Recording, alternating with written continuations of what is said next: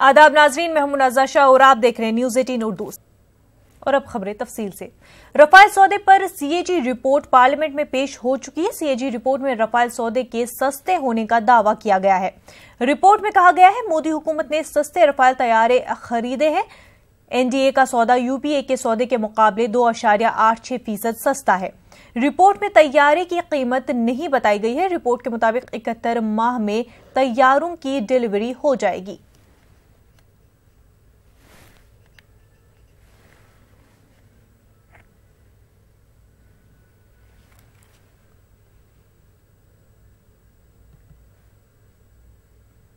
देश देना है कि प्रधानमंत्री नरेंद्र मोदी और उनकी सरकार ने इस देश के अंदर वायदा खिलाफी की है और बेईमानी से शासन चलाया है। राफेल का जो जहाज का खरीद का घोटाला है वो एक शताब्दी का सबसे बड़ा घोटाला है।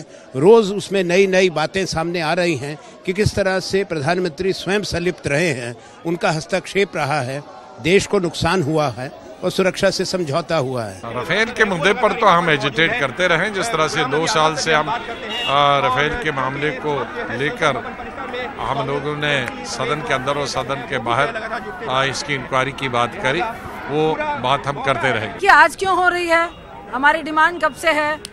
और आज जेपीसीबी की डिमांड हम सिर्फ जनता को बताना चाहते हैं कि अब डिमांड नहीं होगी, आगाज होगा और 2019 में जनता इनको बताएगी। जो इतना बड़ा राफेल घोटाला हुआ, नोटबंदी घोटाला हुआ, जीएसटी घोटाला हुआ, किसानों को गुमराह किया गया, नौजवानों को गुमराह किया गया, महिला सुरक्षा के नाम पे ठगा गया। अब तो मुझे लगता है कि हम पूरे मूड में हैं कि जो लोग भी विपक्ष में बैठ के, हम वेल पे थे, गांधी स्टैचू के पास से सड़कों पे थे, प्रोटेस्ट कर रहे थे, अब मुझे लगता है कि अब जनता इन्हें जवाब देने के लिए तैयार हो चुकी है। और जितने भी लोग आज विपक्ष में बैठे थे 2019 में अब सत्ता पक्ष में बैठेंगे।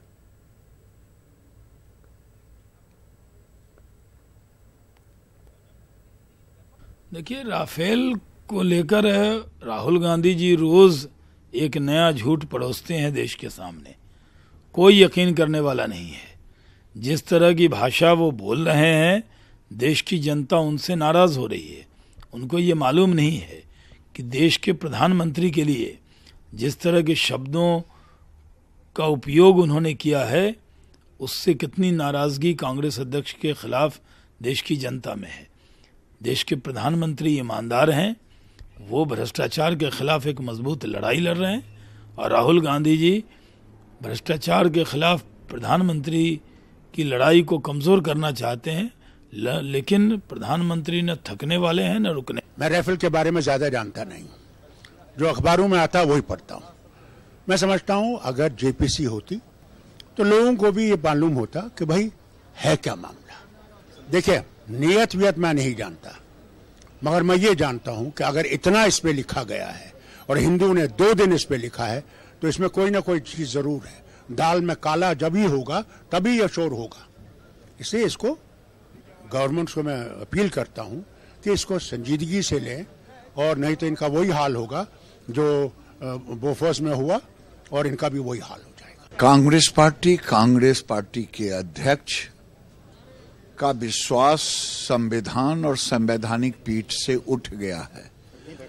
अगर कोई भी सामान्य राजनीतिक दल का व्यक्ति भी, संसद सदस्य जो लोकतंत्र में भरोसा रखता है, वो कोर्ट में अपना अपील की हो, आरोप लगाया हो सरकार पे, सुप्रीम कोर्ट खारिज कर दे, फ्रांस की सरकार खारिज कर दे, फिर भी पागल की तरह रफेल सीएजी पर भरोसा नहीं, तब तो कांग्रेस पार्टी के किसी ऑडिटर से इसको ऑडिट कराने पर ही उनको भरोसा होगा। मुमलकती वज़ीर दाखिला हंसराज अहीर ने सीएजी रिपोर्ट पर न्यूज़ 18 से खास बातचीत की। सीएजी की रिपोर्ट पर बातचीत करने के लिए हमारे साथ केंद्रीय गृह राज्य मंत्री हंसराज गंगाराम अहीर हैं। आप लोग को राहत है या कैसे देख रहे हैं आप लोग इस रिपोर्ट को? हमको इससे चिंता ही नहीं थी। रिपोर्ट तो जो सही स्पष्ट आना थी आ गई है। सीएजी पर पूरा देश विश्वास करता आया है। आज रिपोर्ट आने के बाद में इनके मुंह बंद हो गए हैं। फिर भी हर दिन नया कुछ ना कुछ खोजते हैं। एक झूठ बोल चुके हैं लोग, उसको झूठ को साबित करने में 100 झूठ बोलते जा रहे हैं। अब ये झूठे तब भी थे जब सत्ता में थे, आज विपक्ष में के झूठ हो गए। ये पूरे झूठों की विपक्षी दल बना हुआ है। रिपोर्ट को मैंने देखा है, उसमें जो कंक्लूजन है, जो निष्कर्ष है, उसमें यह कहा गया है कि पिछली जो कीमत थी उससे 2% से अधिक कम कीमत पर यह डील की गई है। राहुल गांधी बार बार कहते हैं कि आप लोग प्राइस नहीं बताते, और कैग की रिपोर्ट में भी प्राइस नहीं बताई गई है। इनको प्राइस ये बार बार भूल भी जाते हैं, क्या कहना है क्या कहना है। इतने कई बात उन्होंने कई प्रकार की प्राइस बोल दी, अलग अलग बदल बदल के बोली है ये। लेकिन सीएजी की रिपोर्ट में भी प्राइस नहीं, और राहुल गांधी कल भी बोल चुके हैं कि उन पे सीएजी पे की रिपोर्ट पे भरोसा नहीं। सीएजी की रिपोर्ट रही या सुप्रीम कोर्ट के भी अभी निर्णय जो हुआ था, इस पर अगर इन लोगों का विश्वास नहीं है तो देश से विश्वास करता है। ये इन लोगों का अपनी सत्ता पर विश्वास है, ये रूलिंग में होना चाहते हैं, इतने चाहते हैं। बाकी देश देख रहा है, जब सुप्रीम कोर्ट ने कह दिया क्लीन चिट दी है सरकार को, आज सीएजी की रिपोर्ट तो पूरे हर पन्ना पढ़ लेना चाहिए इन लोगों ने। फिर भी इनकी मुजोरी, इनकी सीनाजोरी चल रही है। क्यों चल रही है सीनाजोरी? मैं कह रहा हूँ कि इन्होंने एक झूठ बोला है, ये झूठ को झूठ नहीं मान रहे, तो ये एक झूठ को सही करने 100 झूठ बोल रहे हर दिनों। इसका अर्थ होगा कि तब भी झूठे बोलते थे, तब कब झूठे बोले इन्होंने? इसी जगह पे कहा करते कि कोयला घोटाला नहीं हुआ है, 1 पैसे का नुकसान नहीं हुआ है, 0 लॉस हुआ है। चलो स्टार्ट। जैसा कि आप लोग सब जानते हैं कि आज कारगिल में जो पिछले दिनों गवर्नर साहब ने अलग डिवीजन का ऐलान किया लद्दाख के लिए, और उसका हेडक्वार्टर लेह में रखा, उसकी वजह से कारगिल में जो इस वक्त एक एजिटेशन चल रही है, प्रोटेस्ट चल रहे हैं, आज उसका चौथा दिन है। हज़ारों की तादाद में लोग बाहर आ रहे हैं, और इसी तरह से इस लेवल के नहीं बल्कि छोटी लेवल के चिनाब वैली में और पीर पंचाल में भी आज प्रोटेस्ट चल रहे हैं। जैसे आपको याद होगा, मैंने पहले ही कहा था, एक बार जब हमने आपको बुलाया था, हमने ये बताया था कि सेंट्रल गवर्नमेंट से गवर्नर साहब के जरिए कुछ ऐसे यहाँ इकदामात, ऐसे फैसले किए जा रहे हैं जो लोगों के खिलाफ हैं, जो आम सेंटिमेंट जो है जम्मू कश्मीर का है उस सेंटिमेंट के खिलाफ है, जहां हम समझते हैं और एक्सेप्ट करना चाहिए पूरे कंट्री को, सेंट्रल गवर्नमेंट को, this is a Muslim majority state, और यहाँ जो लार्जर कम्युनिटी है और माइनॉरिटीज हैं, सबके सेंटिमेंट्स का ख्याल रखते हुए कोई फैसला किया जाना चाहिए। और तब भी हमने वार्न किया था गवर्नमेंट को कि अगर आप सिलेक्टिवली कोई डिवीजन क्रिएट करेंगे उसके नताइज गलत होंगे।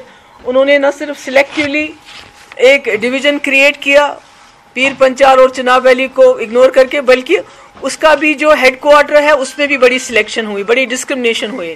कारगिल के लिए ले शायद श्रीनगर से ज़्यादा दूर है, और एक ज़माने में इसका जो है एडमिनिस्ट्रेटिव यूनिट जो था वो रोटेशन पे होता था। 1992 में कारगिल अस्करदू में होता था, कारगिल में होता था, लेह में होता था। तो मेरा ये कहना है कि ये जो इस वक्त जो डिसीजंस लिए जा रहे हैं, कहीं ना कहीं इसमें सेंट्रल गवर्नमेंट का जो है इसमें हाथ नज़र आता है हमें। जैसे हमने अपने वक्त में बहुत सी चीज़ों को रोका था। आपको मालूम है कि आजकल जो उजन दरिया है कठुआ में है, जो वहाँ जो एग्रीमेंट हो रहा है पंजाब गवर्नमेंट के साथ, उसमें भी इस वक्त ये कह रहे हैं कि जो उस दरिया का पानी इलावा होगा उसको राजस्थान, पंजाब और हरियाणा को दिया जाएगा, जबकि ऑलरेडी हमारे जम्मू कश्मीर की इंडस वाटर ट्रीटी की वजह से जम्मू कश्मीर को काफ़ी नुकसान हो रहा है। हम नहीं चाहते थे कि वो ट्रीटी कभी ख़त्म हो जाए, पर हम चाहते थे उसका जो है खिमियाजा कंपनसेशन गवर्नमेंट ऑफ इंडिया करे। इसीलिए एजेंडा ऑफ अलायंस में भी हमने ये रखा था कि जो पावर प्रोजेक्ट, जब फारूक साहब यहाँ वजीर आला थे, उमर साहब बीजेपी में सरकार में वजीर थे, तब 7 पावर प्रोजेक्ट इन्होंने NHPC को पूरी तरह से ट्रांसफ़र किए, और आज रैटले के साथ भी ऐसा ही किया जा रहा है। मैंने अपने टाइम में ये होने नहीं दिया था। हमने स्टैम्प ड्यूटी वेव ऑफ की जो प्रॉपर्टी लेडीज़ के नाम पे, उसको भी गवर्नर साहब ने रिवर्स किया। तो ऐसा लग रहा है कि इस वक्त जो पिछले 2 साल जब मैं सरकार में थी, या मुफ्ती साहब जब 10 महीने सरकार में थे, जो एजेंडा हमने बीजेपी को चलाने नहीं दिया जम्मू कश्मीर के हवाले से, कहीं ना कहीं लगता है कि आज वो एजेंडा गवर्नर साहब के ज़रिए इम्प्लीमेंट हो रहा है, और उससे तबाही ये हो रही है कि इस वक्त कारगिल के लोग जो हैं, कारगिल वोलेटाइल है, वहाँ लोग सड़कों पे आ गए हैं। कारगिल बहुत ही जो है अमन पसंद इलाका है, अमन पसंद लोग हैं वहाँ, उन्होंने आज तक किसी भी कार्रवाई में हिस्सा नहीं लिया है, मगर आज उनको जो है they are being pushed to the wall. तो इसलिए मेरा ये कहने का मकसद है, मैं गवर्नर साहब से नहीं बल्कि गवर्नमेंट ऑफ इंडिया से कहना चाहती हूँ कि you are playing with fire. आप आग के साथ खेल रहे हैं। इस किस्म का जो आप डिवीजन करने की कोशिश कर रहे हैं, अगर आपने कश्मीर डिवीजन से एक डिवीजन अलहदा किया, लद्दाख डिवीजन बनाया, एक तो उसमें करगिल में बाज़ाब्ता रोटेशन में वहाँ हेडक्वार्टर होना चाहिए, दूसरा पीर पंचाल और चिनाब डिवीजन भी क्रिएट होना चाहिए, नहीं तो वहाँ भी इसी किस्म की एजिटेशन हो सकती है।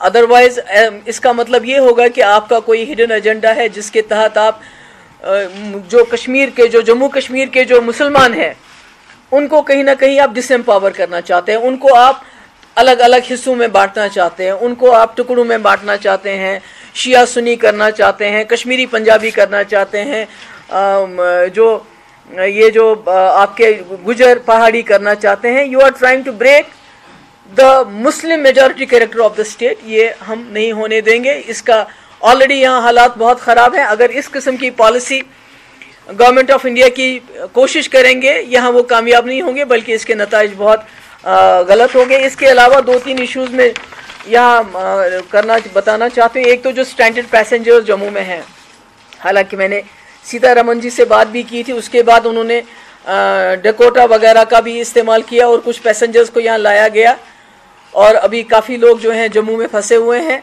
उसमें जम्मू के लोगों का ख़ास तौर से जो सिख कम्युनिटी हमारे भाई हैं जिन्होंने वहाँ लंगर का इंतज़ाम किया, मैं उनकी बहुत शुक्रगुजार हूँ। यहाँ इसी तरह काजीगुंड में हमारे जो कश्मीरी भाई हैं उन्होंने जो स्ट्रैंडेड पैसेंजर्स हैं उनके खाने पीने का इंतज़ाम किया। मगर जो सरकार की तरफ से जो इसमें पहल होनी चाहिए, जो जिस तरह से हमारे वक्त में जब कहीं पैसेंजर फंस जाते थे जम्मू में, तो हम उनको बिना शोर मचाए हम उनको यहाँ एयरलिफ्ट करते थे और यहाँ के वालों को वहाँ करते थे। तो मैं उम्मीद करती हूँ कि जो परसों उसको कंटिन्यू किया जाएगा और उनको यहाँ लाया जाएगा। इसके अलावा चिनाब वैली जो हमें पूरी बिजली देती है, पिछले 8-10 दिन से वो बिजली के बगैर है, तो कोई पूछताछ नहीं, कोई कुछ नहीं। तो मेरा ये है कि कश्मीर के भी कई ऐसे एरियाज़ हैं जहाँ बिजली नहीं है। पहलगाम के इलाके हैं, जितने भी हमारे कुपवारा के दूर दराज इलाके हैं, डिस्ट्रिक्ट अनंतनाग में हैं, पुलवामा में है, गांदरबल में है, बांडीपुर में है, जो इलाके जब से बर्फ़ गिरी है बिल्कुल बिजली से कट ऑफ है। तो मैं गवर्नमेंट से ये कहना चाहती हूँ कि जो आपकी प्रायोरिटीज़ हैं गलत हैं। आपकी प्रायोरिटी ये होनी चाहिए जो हमारे खाना बदोश लोग हैं, जो अभी भी दरबदर हैं, जिनको आज तक इतने साल हो गए हमें आज़ाद हुए, उनको अभी तक लैंड राइट्स नहीं मिले हैं। वो गवर्नर साहब की, वो सेंट्रल गवर्नमेंट की प्रायोरिटी होनी चाहिए थी कि उनको लैंड राइट्स दे, वो नहीं कर रहे हैं। जो हमारे बाकी जो हमने अच्छे काम किए उनको उल्टा कर रहे हैं, बल्कि जम्मू कश्मीर में एक डिवीज़न क्रिएट कर रहे हैं। अगर यही हालत रही तो मुझे लगता है जो पीर पंचाल वैली है, चिनाब वैली है, वहाँ भी लोगों को सड़कों पे आने के लिए इस तरह मजबूर करेंगे अगर गवर्नर साहब जो है होश के नाखून ना लें, और मरकज़ी सरकार जो उनसे काम करवाती है वो भी ये ना सोचे कि अगर हमने डिवीज़न दिया है इसका रोटेशन में करगिल में हेडक्वार्टर होना चाहिए और पीर पंचाल को भी डिवीज़न मिलना चाहिए और चिनाब वैली को भी मिलना चाहिए। अब आप ये लोग बोलेंगे अपने टाइम में क्यों नहीं किया। हमने अपने टाइम में इसलिए नहीं किया कि हमारी बीजेपी के साथ अलायंस थी, हमारे पास अपनी मेजॉरिटी नहीं थी, और जो बीजेपी फॉरेस्ट एक्ट हमें लाने नहीं दिया उन्होंने, जबकि पूरे कंट्री में है, उन्होंने लद्दाख के हक में तो थे वो डिवीज़न क्रिएट किया जाए, मगर पीर पंचाल और चिनाब के हक में, इसलिए हमने लद्दाख का भी उस वक्त नहीं क्रिएट किया। बाकी if you want to ask any question please go ahead. जहां तक कारगिल की बात करें तो क्या अल्टरनेटिव आपकी पार्टी के पास है? क्या लोग जो हैं जिस तरह से डिमांड लगातार कर रहे हैं, बीजेपी का क्या स्टैंड है? यूनियन गवर्नमेंट और स्टेट गवर्नमेंट अपनी जिद पे अड़ी रही। देखिए इसमें तो बड़ी सीधा सा सोल्यूशन है कि एक सीधा सा सोल्यूशन है, इसमें रोटेशन पे होना चाहिए। 6 महीने जैसे हमारा यहाँ दरबार मुँह होता है, 6 महीने यहाँ 6 महीने जम्मू, इसी तरह करगिल में 6 महीने होना चाहिए हेडक्वार्टर और 6 महीने लेह में होना चाहिए। ये तो कोई भी ले मैन कैन अंडरस्टैंड इट, ये तो किसी को भी पता हो सकता है। अनलेस एंड अनटिल, हम यही बार बार कहते हैं कि उनका इरादा क्या है। कहीं ना कहीं उनका इरादा जो है वो एंटी शुड आई से कि कहीं ना कहीं जो मुस्लिम मेजॉरिटी स्टेट है उसमें मुस्लिम मेजॉरिटी को एलिनेट करने की एक साजिश है, या क्या कहिए एक मोटिव है उनका। That's all. राहुल गांधी ने कहा है कि कांग्रेस लीडर से कहा है कि वो प्री-पोल अलायंस के हवाले से देखिए, चाहे वो एनसी के साथ हो या चाहे फिर पीडीपी के साथ हो, क्या पीडीपी बीजेपी को बाहर रखने के लिए ऐसे अलायंस करने के लिए तैयार है? चाहे देखिए, अखबारी खबर है, मैं किसी कमेंट के ऊपर कमेंट नहीं करना चाहती। It's a news in the newspaper, news है, सोर्सेज को कोट किया है, सो आई डोंट नो इसकी ऑथेंटिसिटी कितनी है, so I don't want to comment on that.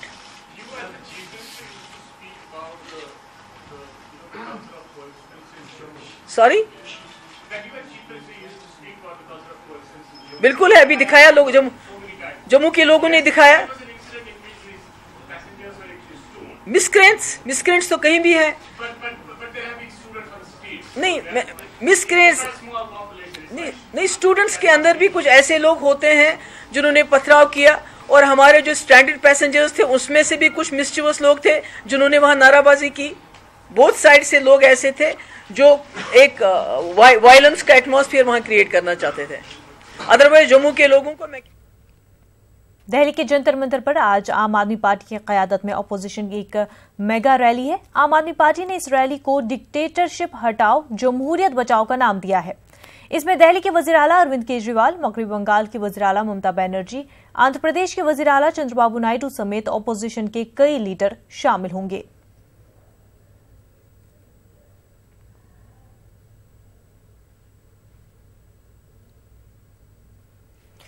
नाज़रीन, हमारे साथ हमारे नुमाइंदे रवि मिश्रा बराह रास्त इस वक्त जुड़ चुके हैं। रवि, आपसे सबसे पहले जानना चाहेंगे कि आज एक बार फिर अपोजिशन पार्टियां जो है एक ही प्लेटफॉर्म पे आ गई है बीजेपी के खिलाफ, तो कौन कौन से लीडर इस वक्त शामिल है और क्या कुछ अपडेट्स है?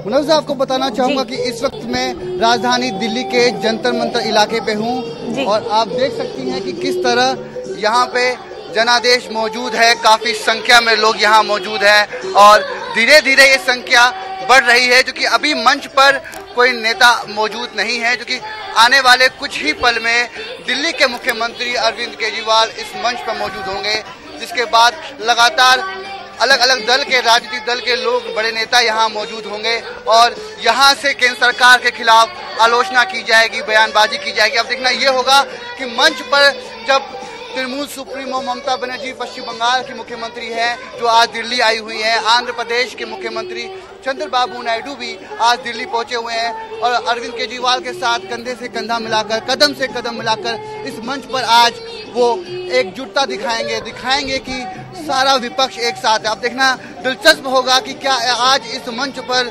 कांग्रेस के कौन से बड़े बड़े नेता यहाँ पहुंचते हैं, या कोई पहुंचता है या उनका कोई प्रतिनिधि पहुंचता है, अभी देखने वाली बात होगी। फिलहाल कुछ ही देर में अरविंद केजरीवाल इस मंच पर पहुंचने वाले हैं और जनता को संबोधित करने वाले हैं। मुनव्जा। जी बिल्कुल रवि, बहुत बहुत शुक्रिया आपका तफसीलात फराहम करने के लिए। मगरबी बंगाल की वज़ीर आला ममता बनर्जी तानाशाही हटाओ देश बचाओ सत्याग्रह में शिरकत करने के लिए दिल्ली में है। दिल्ली में बंगला भवन और जंतर मंतर पर ममता के पोस्टर लगाए गए हैं, जिसमें ममता पर तंज कसा गया है। पोस्टर यूथ फॉर डेमोक्रेसी की जानिब से लगाए गए हैं।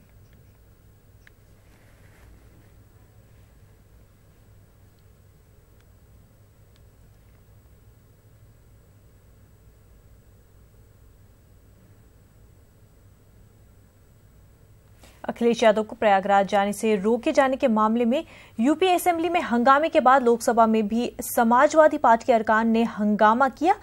एसपी रुकन धर्मेंद्र यादव ने कहा कि यूपी में तानाशाही चल रही है।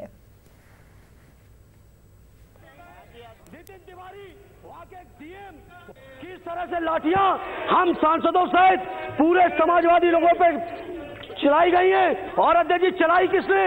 जिसका सबसे बड़ा इतिहास है अध्यक्ष जी, जिस मुख्यमंत्री का सबसे बड़ा इतिहास है, इस मुख्यमंत्री का सबसे बड़ा इतिहास उसने चलाया, और वो मुख्यमंत्री इसी सदन में लोगों ने रोते हुए भी देखा है। लेकिन अध्यक्ष जी, हम समाजवादी लोग रोने वाले नहीं हैं। हम समाजवादी लोग ईंट का जवाब ईंट से ऊपर देंगे। ताजमहल के तहफ्फुज़ के मामले में सुप्रीम कोर्ट ने उत्तर प्रदेश हुकूमत पर फटकार लगाई है। सुप्रीम कोर्ट ने सरकार से 4 हफ्ते में विजन डॉक्यूमेंट देने को कहा है। अदालत ने कहा कि विजन डॉक्यूमेंट के बाद ही मामले की सुनवाई सुप्रीम कोर्ट में आगे बढ़ेगी। राजस्थान हुकूमत ने असेंबली में सालाना बजट पेश किया। वजीर आला अशोक गहलोत ने करीब 86,000 करोड़ रुपए का बजट पेश किया। उन्होंने कहा कि इक़्तिसादी तरक्की के लिए हमारी हुकूमत कोशा है। पिछली सरकार ने रियासत की इक़्तिसादी सूरत हाल को खराब कर दिया। गहलोत ने बजट पेश करने के दौरान कई ऐलानात भी किए। गहलोत ने कहा, छोटे किसानों के कर्ज माफ किए जाएंगे। तालीम याफ्ता बेरोजगारों को हुकूमत वजीफा देगी। 1,60,000 नौजवानों को इससे फायदा मिलेगा। गहलोत ने गांव पंचायत को वाईफाई इंटरनेट से जोड़े जाने और नई सरमायाकारी और सनत की पॉलिसी बनाने का भी ऐलान किया।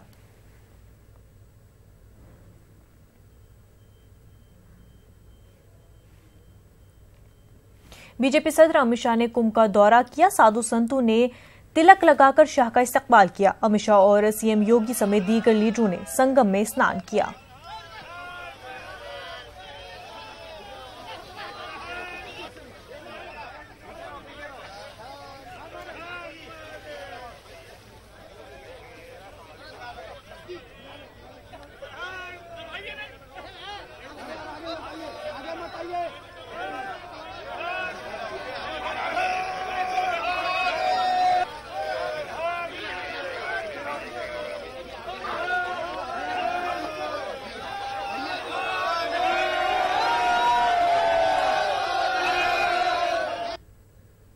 महाराष्ट्र के वजीर दाखिला रंजीत पाटिल ने अकोला के इकरा उर्दू स्कूल में मुनक्किदा एक प्रोग्राम में शिरकत की। इस दौरान तलबा ने मुख्तलिफ प्रोग्राम पेश किए।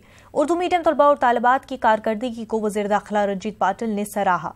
उन्होंने इस बात का यकीन दिलाया कि मुस्तकबिल में इकरा उर्दू स्कूल को जरूरत पड़ने पर हर मुमकिन मदद दी जाएगी।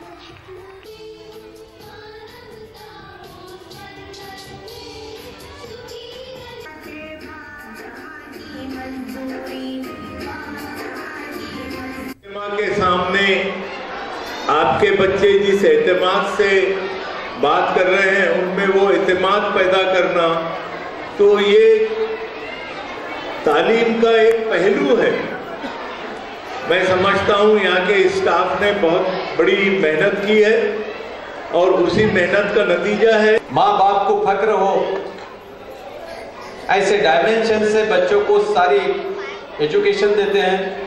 स्कूल के लिए जो भी कठिनाइयां पेश होती होंगी, इन सब के लिए इस शासन का एक सरकार में मंत्री होने के नाते मैं आप सबको जहां जहां प्रॉब्लम होगी वहां पे हेल्प करने का शब्द। यूपी में कांग्रेस की कामयाबी के दरवाजे खोलने के लिए प्रियंका गांधी पूरी तरह से मैदान में कूद चुकी है। मुसलसल रैलियों के बाद आज प्रियंका गांधी कई मीटिंग्स करने वाली हैं। आज 13 लोकसभा सीटों के जिम्मेदारान से प्रियंका गांधी मुलाकात करेंगी। इन उम्मीदवारों का इंतखाब किया जाएगा जो कांग्रेस की जीत का जामिन बन सके। लखनऊ में कांग्रेस की कल देर रात मीटिंग चली, जिसके बाद प्रियंका गांधी ने कहा कि पीएम मोदी का मुकाबला वो नहीं बल्कि राहुल गांधी करेंगे। अच्छा लग रहा है और बहुत समय तक मेरा इंतजार किया, उनके लिए बहुत बहुत धन्यवाद उसके लिए। और उनसे बहुत सीखने को मिल रहा है संगठन के बारे में, उनके क्षेत्र में संगठन कैसा है, डिस्ट्रिक्ट की कमेटियां कैसी हैं, ब्लॉक की कमेटियां कैसी हैं, सब जानकारी मैं ले रही हूँ। रॉबर्ट वाड्रा से ये चीजें चलती रहेंगी, मैं अपना काम कर रही हूँ। तो क्या मोदी से मुकाबला होगा? मोदी से मुकाबला होगा? राहुल जी। इस बुलेटिन में फिलहाल इतना ही। आदाब।